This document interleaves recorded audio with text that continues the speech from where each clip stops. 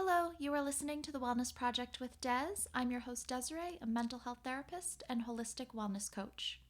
On my podcast, I interview experts in the field of mental health and wellness, as well as those who share their firsthand accounts of their mental health journeys. These interviews will give you many tips, tools, and strategies to improve your mental health, as well as give you hope, support, encouragement, and inspiration on your own personal mental health and wellness journey. Thanks so much for being here. I would greatly appreciate it if you took a moment to leave me a review on iTunes and leave the podcast 5 stars on Spotify. It really helps the podcast to grow, which in turn helps me to keep bringing on amazing guests and spreading mental health and wellness education and support. And make sure you're subscribed so you don't miss an episode. Are you ready to embark on a transformative journey towards holistic well-being, unlocking the full potential of your mind, body, and spirit? If so, I'm thrilled to invite you to my program, the Holistic Wellness Transformation Coaching Program. My one-to-one coaching program is a comprehensive and individualized approach to help you improve your overall well-being. As a holistic wellness coach, I'm here to guide you on a transformative journey to attain balance and harmony in all areas of your life. With personalized coaching sessions, I'll offer guidance and support throughout your wellness journey. Starting with a thorough holistic assessment. We'll dive into your past, habits, thoughts, feelings, behaviors, and patterns that may be holding you back and no longer serving you. This assessment forms the foundation for your customized wellness plan. Together, we'll explore the 8 foundational elements of wellness to ensure you feel balanced and aligned with your goals and your values. This program goes beyond the surface, providing you with mental and emotional support. I will help you to manage stress, anxiety, and other challenges such as perfectionism and people-pleasing, offering techniques and strategies to enhance your resilience and your skills. The benefits of this program cannot be overstated. I'll be there every step of the way to support you in achieving balance and harmony in your life, manage stress, and improve your emotional well-being. Nurture healthy connections, create lasting, healthy habits, achieve your goals, and gain confidence in your ability to transform your life. Join me on this journey to holistic wellness. You could go to my website to check out my various packages, and you could go to my Calendly link found in the show notes to schedule a free 30-minute consultation call where we will go over the 8 core areas of wellness, as well as your goals and your dream life. Reach out and let's get started on your wellness journey so you can finally live the life you want.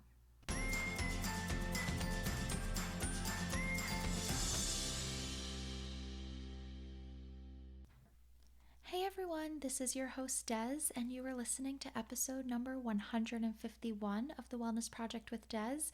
And I am so excited today because I am speaking with Avery Grace, who just so happens to be my youngest guest ever. Very, very exciting. Avery Grace is a 16-year-old girl that is passionate about mental health. She has her own podcast where she shares information, tips, and interviews guests about mental health, and she shares her own personal story with her mental health journey. So Avery Grace is here today to speak with me about her anxiety, depression, and PTSD.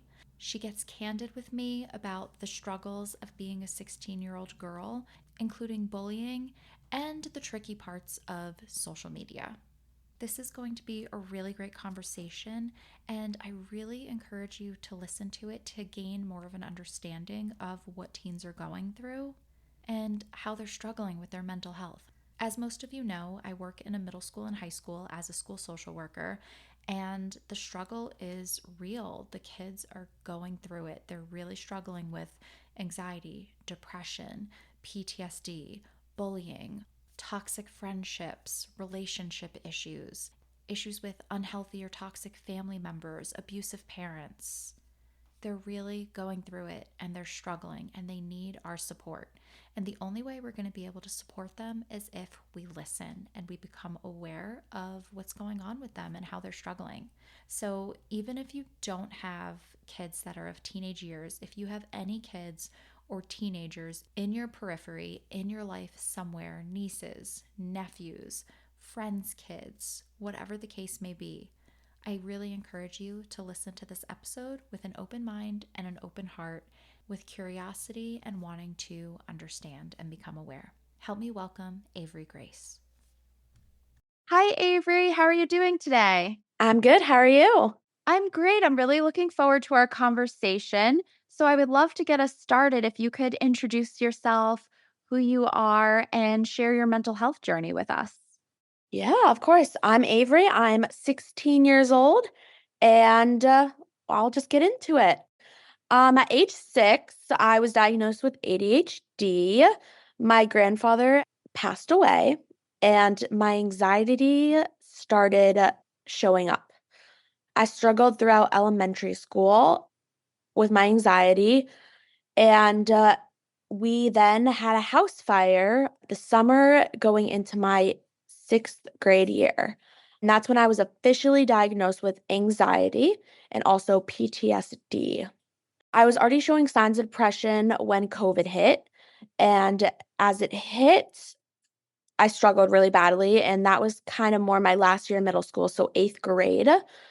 I was then hospitalized due to it, and I was finally diagnosed with depression.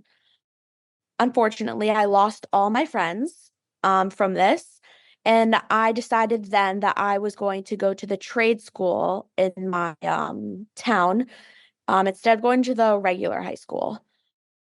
Freshman year was a good year for me, I'm pretty sure. I mean, it feels like it was so long ago. And then sophomore year was rough. I chose the trade plumbing freshman year, and I was the only girl out of 18 of us. So there were 17 other teenage boys with me in my shop. I was harassed and bullied badly, to sum it up. And I was forced to switch my shop, and I went into early childhood. I mean, from then I started sitting alone at lunch and stayed to myself.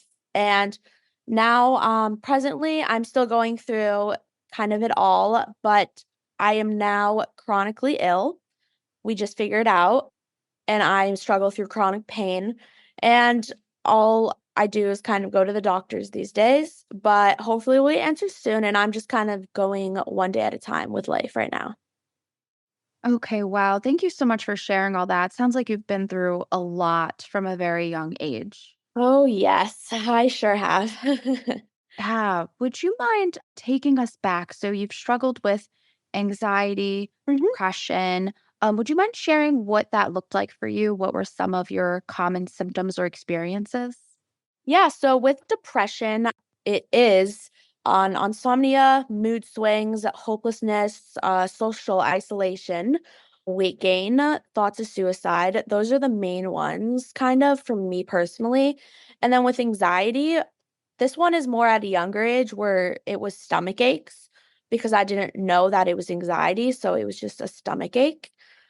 Fear of the what ifs, and that was major after my grandfather died. It was always with my siblings mostly, like worrying when we were walking on the sidewalk if they were gonna like run in and get hit. Like, oh, what's gonna happen if I mean, this did happen, having the fire, but what will we do if our house burns down? Like stuff like that. I was always nervous. Well, I'm not always still nervous, but again, that's going through therapy, avoiding certain things because of the anxiety. And then social anxiety, that was a big part of my anxiety. Just I'm a very good socially, but just again, like standing up in front of the class and presenting. I've gotten better with a lot of this, but that was really bad through elementary and middle school. Okay, thanks for sharing that. And so, you did also mention that you were diagnosed with PTSD. Was that from fire Yes. specifically? It was. I was in the house when the explosion happened. I heard it. I got my mom. We thought a fuse blew. I was at the top of the stairs. She came down and she was at a loss for words. And then at one point she was like, "Get out, get the dog, call 911." She ended up getting the dog again. I was again, my anxiety showed there. I was like, he's gonna run away from me, like if I just grab him. So I went outside, called 911, watched my house erupt in flames and watched the smoke. I went to my neighbors. By the time I went out for the firefighters, everything was done, and we were put in hotels and then an apartment, and I did not sleep in my own bed until a few years ago. And the fire at this point, this summer, it would be 6 years ago. So it took me a really long time to sleep in my own bed. My dad ended up sleeping in my bed, and I slept with my mom every night. Once we got back into the house, I was wearing noise canceling headphones to sleep because every sound ticked me off. At school, I had to be pulled out before the fire alarms and stuff like that. Again, like right now, it's still in my file. On my file, I have a big one, but it's not so much there anymore. Like there's still some different parts of it, but like I've gotten over a lot. I'm sitting in the basement right now where the fire happened, and that would have never happened years ago. So Wow. Okay, great. So it sounds like your parents really knew that you were struggling. Was school aware yes. that you were struggling? I know you mentioned the getting pulled before the fire Mhm. alarm. For your anxiety, depression, ADHD, did Yeah. you get any other sort of accommodations at school at all? So in elementary school, the nurse, I don't really remember much, but the nurse kind of knew with my stomach aches. I never knew it. They never talked to me at that point. I was never talked to about it being anxiety. I was like 9, 10, not even younger. But I think I had a 504 plan. I don't really remember the elementary school one, but as I got into middle school, I had all my teachers were like new, especially since coming back from the fire. And I had accommodations in place. Like I said, my parents were like the two main people who noticed. And my mom is also a special education teacher. That was the best for me because she knew it and she knew how to deal with it. And I'm not going to say she did better than other parents, but she knew more and she knew how to go about it. Yeah, that's extremely helpful. So, at what age then did you start to understand that what you were struggling with was anxiety, was depression, was PTSD? It was sixth grade, actually. I've always done therapy. I don't even remember when I started, probably young, just because I was acting out and just they thought it was just because of my siblings being born. They're twins. So they came in at when I was 3.5, but it started being more, and again, I kind of had to go to actual talk therapy and more in depth once the fire hit. And that's when I was kind of told I kind of probably knew in my head, but I was kind of told what was going on and what this meant. And from there, I had lots of knowledge and just how I go about in daily life and how I go about spreading awareness. So, Yeah, I was going to say at such a young age, you're such an advocate for mental health. So, this seems to have made a really big impact on you. So, are you very mhm. open in your life about your mental health and your mental health struggles? I am. And it sucks sometimes, especially being a teenager. Adults love it, think I'm awesome, and I know I'm awesome deep down. But where I am at this stage of life, I am looking for attention. And that took me a long time to realize that it wasn't true and that I was helping people and I wasn't just looking for attention. I can say for sure that some points it was for attention, but I mean, now it's just to help others, and I just ignore what others say at this point. Okay, great. And that's something so many people say is that this behavior is for attention. But we all need attention. I mean, Yep. that's we're social creatures. We do best when we're in community with each other. And when we're not Exactly. getting that, we don't do well and we act out. So it might not even be Mhm. consciously, but we do need attention. Especially after COVID. Yes, yes. So I hate it when people say that as such a negative thing because we need Oh, attention to yes. thrive. Exactly. People don't get it, and I don't know, you just gotta get used to it, and not that, like, that's a bad thing, but you'll thrive after that. Yeah, exactly. So, with being kind of in and out of therapy from a young age and, being aware of all your different diagnoses and now being diagnosed with a chronic illness, how did you feel about being in therapy? Have you kind of stuck with the same therapist? Have you had to switch over time? Was there stigma surrounding that, being Mhm. attached to it? So, I switched therapy at after I was kind of okay with the PTSD. So, probably going into I don't even know, maybe like 8th, ninth grade probably. That's when I started seeing I went to a whole different company. And I had a good therapist, but I ended up switching maybe a year or two ago to the woman I'm with now. And I love it. I've been consistent with it because it helps me. The stigma, I mean, for me, I'm not really going around saying, "Oh, I do therapy," but when anyone asks or I just put my info in, it never makes me feel like bad or anything. I think everyone needs therapy in their life. Just because you do therapy doesn't mean like something's wrong with you, but you could always do better and work on yourself. Yeah, I absolutely agree. And so I work in a middle school and high school. I'm a Mhm. school social worker, and I find Yeah. that the students are very open about being in therapy. Mhm. Yeah, and I know it's different for families and just different cultures and stuff, but for me, I've never had it be something that's bad whenever I've heard about it from others, and probably because I was in it from such a young age, I never thought about it that way, but even if I did think about it this way, I was never put into the idea that it's a bad thing, so lucky me. Yeah, that's really great to hear. I love that. And so, having this support from a young age, being in therapy, what kind of things have helped you to cope with your mental health and your different symptoms that you've had to deal with? Like I said, therapy. I've done something called DBT, which you might know what it is, dialectical behavior therapy. There's something also called CBT, which is cognitive behavior therapy. I don't really know how to explain it, but that's what I went through. I actually just finished it up. It took maybe a year and a half to do, but I loved it and I use it. Again, like I've just said, another thing that's helped is not caring about what other people think about me because it took a long time to do it and it made me I'm just a whole new person now after I've realized that it doesn't matter what they think because they're struggling with their own thing. They're jealous or they're going through their own issues. And the other last thing, which is big, is social media. I still use social media. I'm a teenager, but again, just, like, unfollowing the people who didn't help me or, like, they weren't worth it, and that sounds really bad, but, like, there's gonna be people in your life that there's no reason for you to be sticking around other than just wanting to feel like you have someone there.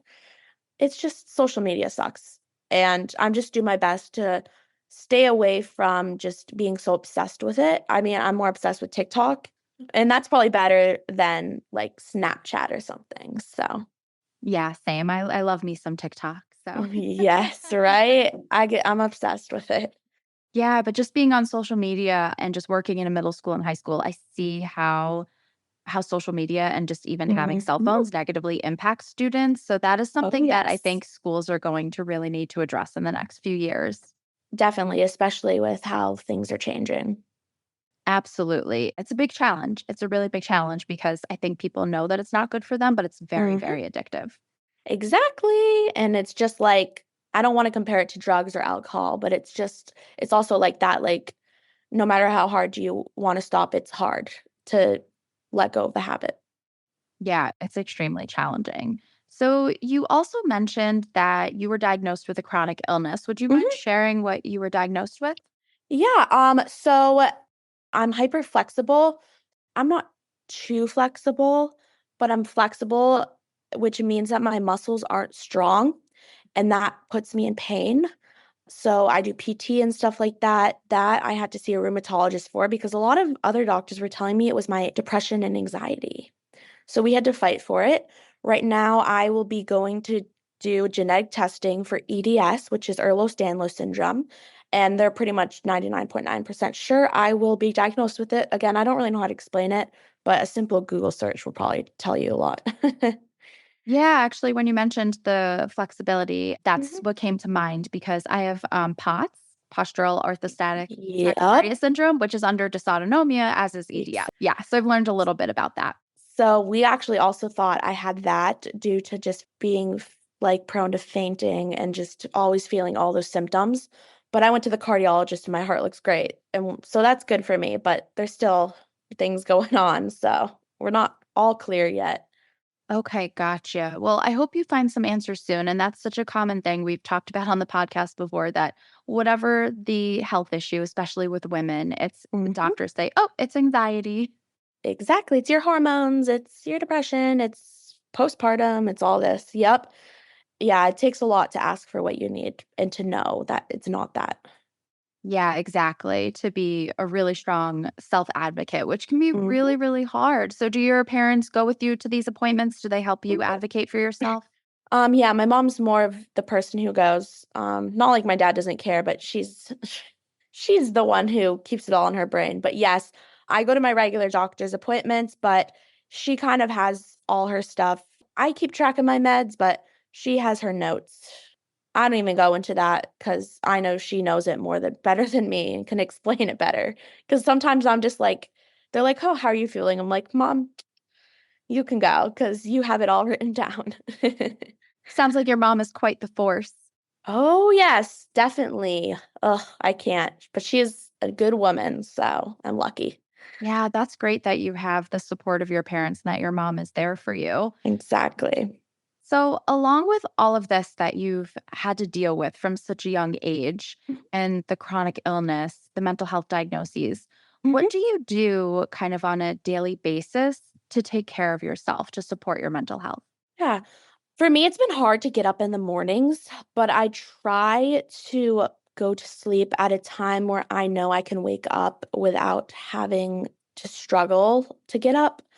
I've played around with the times, like if I go to bed at 9, I end up too tired because I overslept. But now if I go to bed at 10, I can wake up between 6 to 7, depending on what I need to do in the morning to go to school, without having to fight.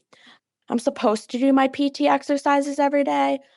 I will say I don't, and that definitely doesn't help, but when I do it, it does help. That really helps. What else? Drinking water, just getting exercise, doing something because the more you sit and do nothing, it's gonna get worse. Trying to have my alone time, which is also hard when you have depression and want to self-isolate, but after being in school all day, I'm drained and I'm like, "Just leave me alone." Finding a hobby, I'd say.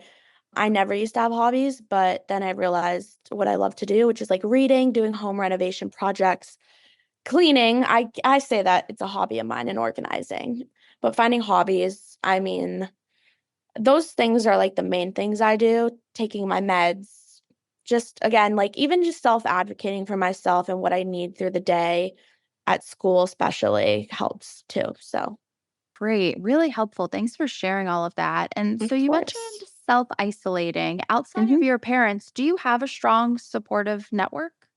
When it comes to adults and family friends, yes. The problem I've always struggled with, again, after losing my bigger group of friends, I don't have friends. It sounds bad coming from my mouth, but at this point, I'm okay with it. I know some people might wonder, like, "Are you really okay with it?" I mean, at this point, I think like, just teenagers suck at this point, and I don't wanna put myself through a friendship that's just gonna suck more life out of me. So, I have a good idea of what's gonna come for college, where I'm gonna try more to make friends and so on, but right now I'm okay with it.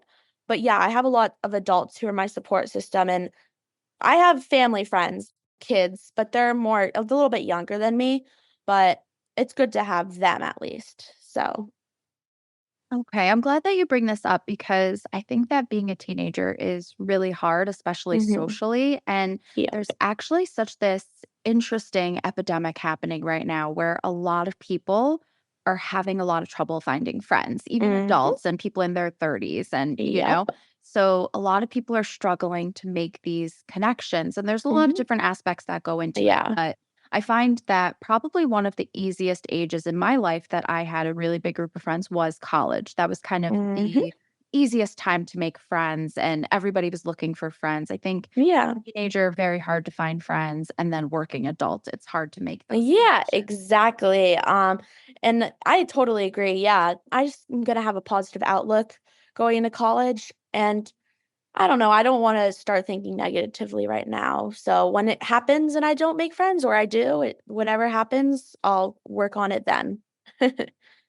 Well, I love your positive outlook, and I think you have a lot of great things to look forward to for sure. Yes, definitely. Thank you. So, being a teenager, what is something that you wish everyone knew about what it's like being a teenager in today's world? It sucks. Adults, I'm not going to say are always judging, but they think because we're still young that we don't have the right to struggle. I've seen that in a lot of adults I've encountered. Kids are mean to each other for so many different reasons. We're constantly under pressure for different things from school to sports to home life to practically everything you can think of. We're all just trying our best, honestly. For me, I can definitely say I'm trying my best. I can't speak for everyone, but I know a lot of the majority are just trying their best to get through it. So, yeah, that's kind of what I have to say about it. Okay. And how do you think that adults can better support teenagers or better support them with their mental health?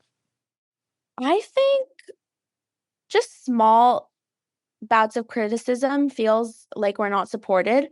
So even just not even saying anything that could come off as being judgmental and just lending a helping hand, no matter what it is, can make the biggest difference, no matter how tiny it is.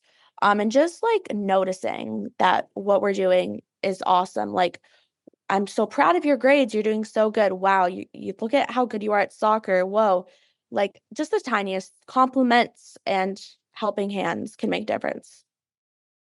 Okay. That's really, really great for the adults listening to know. So thank you for Yeah, of sharing that. course. Avery, what tips or words of wisdom or advice do you have for those that are struggling with their mental health? I would say that it's okay to not be okay. That is kind of my quote I use everywhere I go. And that you're allowed to struggle and still be an awesome person. And no matter what, things will get better, whether it's learning to cope or just not struggling anymore. Some days will be bad, but some will be very good. And you're allowed to live your life to the fullest, anxiety, depression, or not. I love that. That is so true. That really resonates. Thank you for sharing that. Of And course. Avery, I would love if you can share with everyone where they can find you and tell us Yeah. about your own podcast. Yeah. So my podcast is called I Am Avery. I kind of talk about mental health and everything that intertwines with it. So everything in life practically. I have guests and I kind of just talk about my life stories and how I got through it.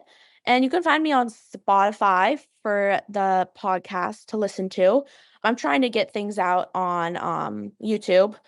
It's I Am Avery on Spotify and I Am Avery 988 on YouTube, I think. And you can find me on Instagram, TikTok, and Facebook. And I think I sent you the links, but they're usually I Am Avery or I Am Avery 988, just like that. They're all kind of different. All right, perfect. Yes, everyone, I'm going to put all of Avery's links in the show notes. So definitely go check her out. Avery, thank you so much for being here today and sharing your story. I really Thank appreciate it. thank you so much for having me. I love to spread awareness and help others learn more. Absolutely. I love the work that you're doing. Thank you. Thank you. I really hope that you liked this episode and gained a lot of value from it. If you did like this episode, please share it on social media. You can tag me at The Wellness Project with Des on Instagram and at According to Des on Facebook. If you do enjoy my podcast and gain value from it, I would greatly appreciate your support. You can show your love and support by buying me a coffee. This will help my podcast to grow and in turn will help me to keep bringing on amazing guests. You can go to buymeacoffee.com/The Wellness Project with Des to show your support. All books written by or recommended by my amazing podcast guests are listed on my Amazon storefront.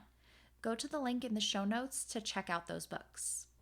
I would love to extend an invite to you to become a part of my community. You can do this through Facebook, where we will be discussing this episode.